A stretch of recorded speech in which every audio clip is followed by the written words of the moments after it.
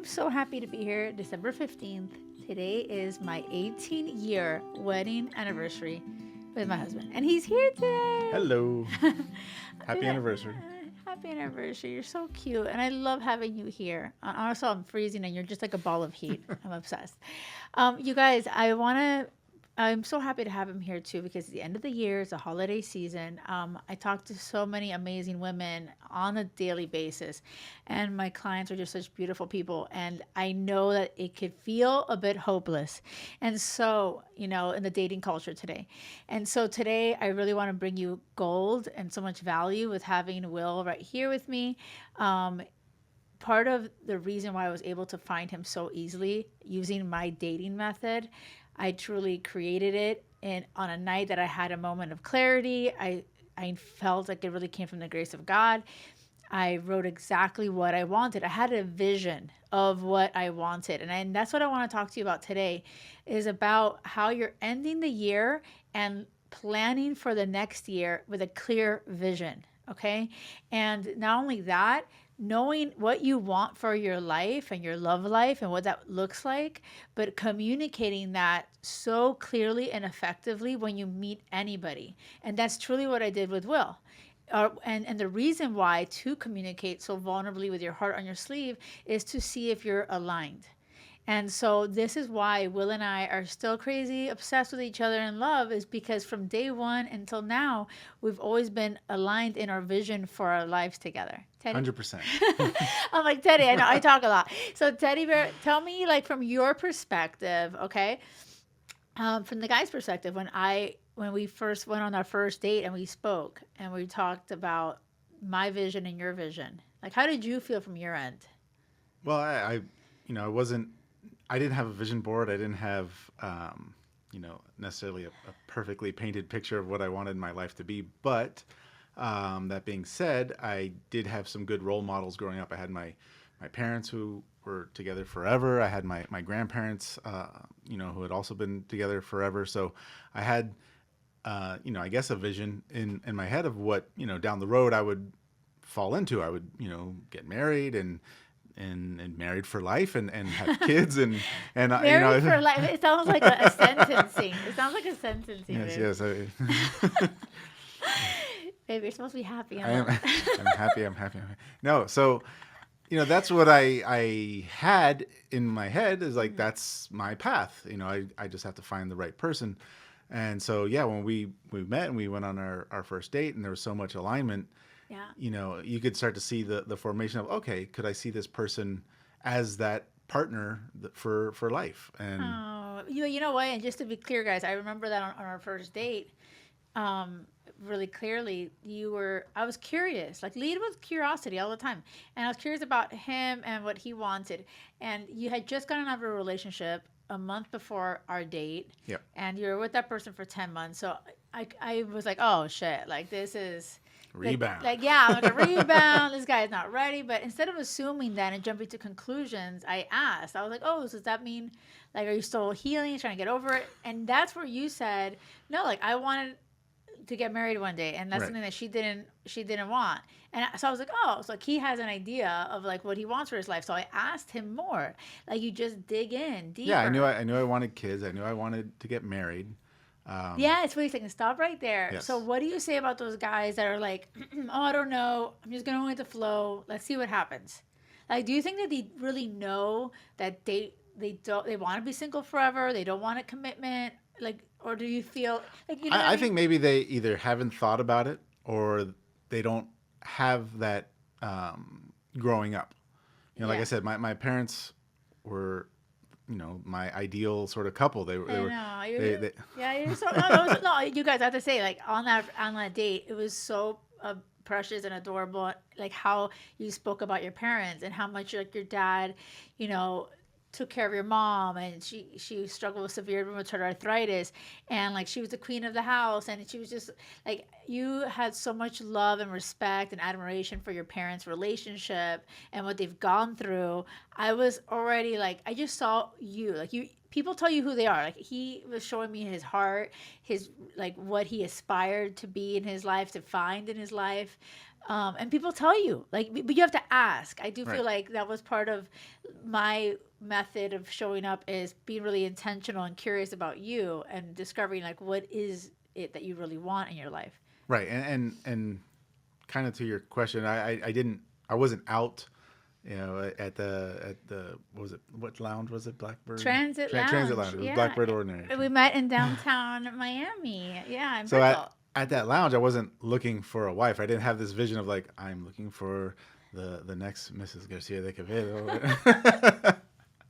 Yeah, I was kind of going with the flow. Ah, whatever. I'm going out, having fun, whatever. right. And I wasn't looking for a girlfriend, looking for a wife, or anything like that. But I did have that. Oh, down the road, sometime down the road. I don't know. I don't know when. I didn't have a timeline. I didn't have a plan. I just knew at some point I would be, hopefully getting married and having a family and all that. Yes, exactly. And like the night that I met Will, I wasn't on the prowl looking for my husband either.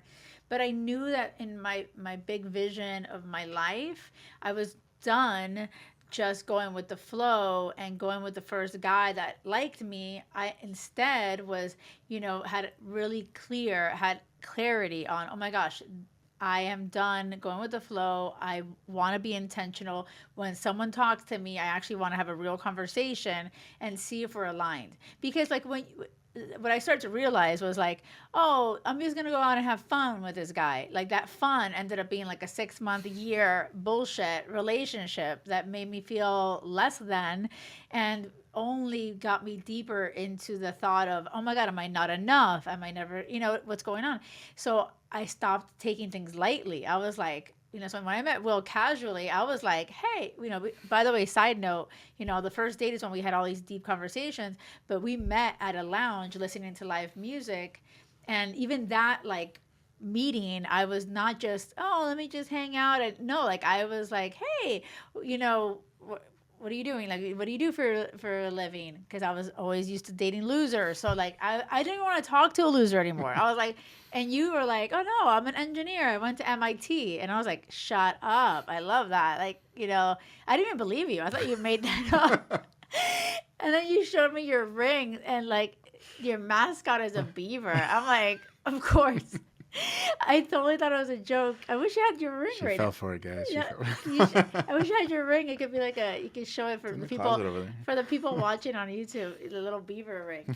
Anyway, yeah. So back to the vision.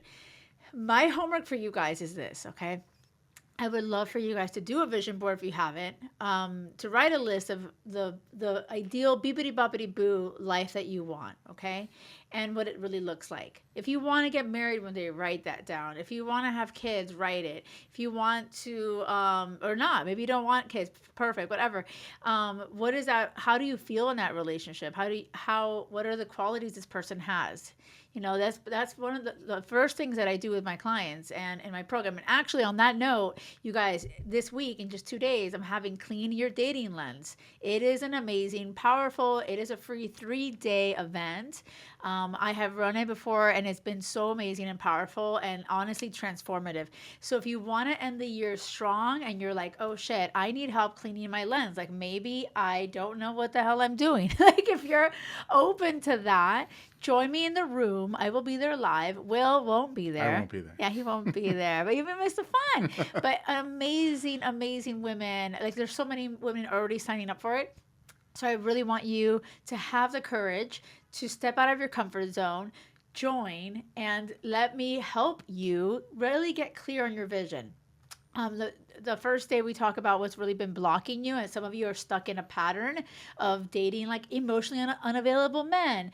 You get stuck dating guys that don't want to commit, things like that. So we get really clear on what it is about how you're perhaps showing up and your personality that we can make a shift. So, honestly, at the end of the day, to find Will, I had to be willing to say, oh shit, like why am I always in relationships with guys that like are not good for me, right? And I was a common denominator. I had to figure out something about me of what I was bringing, because at the end of the day, truly, your personality creates your personal reality. Dr. Joe Dispenza says that, and I could not agree more with that. And part of my personality, my dating personality, was creating a dating reality that sucked. I had to change to find this kind of caliber of man. Like Will was the first secure guy that I dated, you guys. Like just to be crystal clear. Teddy, do you know what that means? All this? Are you following?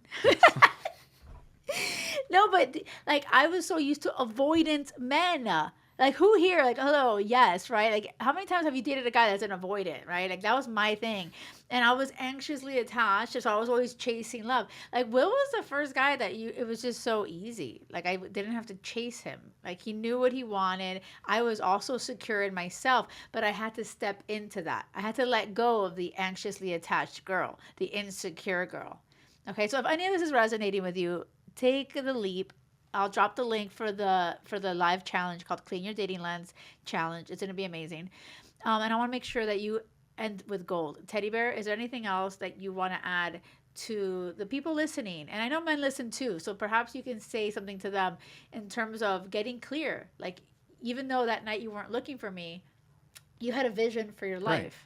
I knew what I wanted down the road, and I found it. You're so, baby, you're saying that? You sound like you don't mean that. No, I didn't want it to sound cheesy. You're so cute, but this is, I love cheesy. I like it when you, don't be shy, Teddy.